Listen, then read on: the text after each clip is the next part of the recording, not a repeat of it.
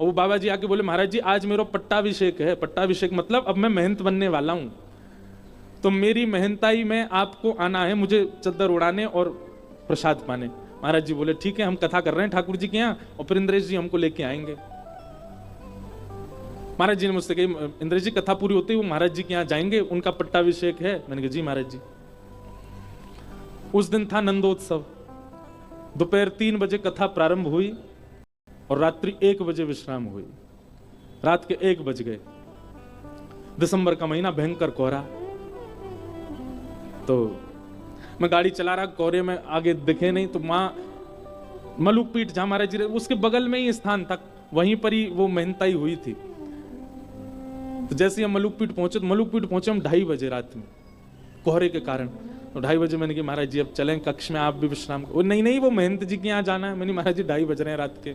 नहीं उन्होंने प्रसाद रखा होगा हमारे लिए। महाराज जी हाथ पकड़ के गोपीनाथ बाजार की गलियों में ले गए और जहां वो पट्टाभिषेक हुआ, द्वार वार सब बंद हैं।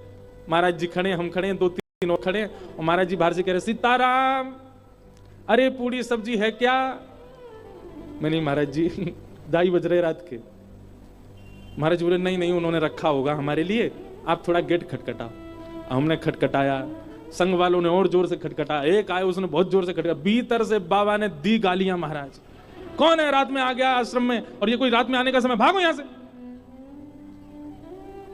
अरे महाराज जी बोले अरे हम आए हैं। बोले कौन हम आए हैं? कौन हम है? तुम्हारा नाम नहीं है कुछ? महाराज जी बोले अरे हम मलुक पीठ वाले महाराज जी आए हैं। तुरंत उन्होंने द्वार खोला। अरे महाराज जी हम तो गलती हो गई चरणों। बोले हमारे लिए पूड़ी बचाई आपने? महाराज जी भंडारा तो सब चट्ट हो गया। बोले कोई बात नहीं, कुछ तो होगा। बोले हाँ महाराज जी कुछ केला रखे, मतलब वही दे दो। वही केला लिए, हमको दिया, खुद लिया, सबने। अब मैं देख करके कहूं, मैंने कहा कितने भोरे, कितने सहज, कितने सरल, कितने सीधे, और ऐसे ही ठाकुर जी को प्रिय होते हैं। जरा सा भी जिसमें एक भाव आ जाता मैं कुछ हूं। क्यों कहते हैं चैतन्य महाप्रभु तृणादपि सुनीचे न, क्यों तृण के समान बन के रहो? क्योंकि ठाकुर जी को वही प्रिय है। अपनी मंडली में ठाकुर जी तब तक नहीं लेंगे जब तक भोंदू नहीं बनोगे, भोरे नहीं बनोगे।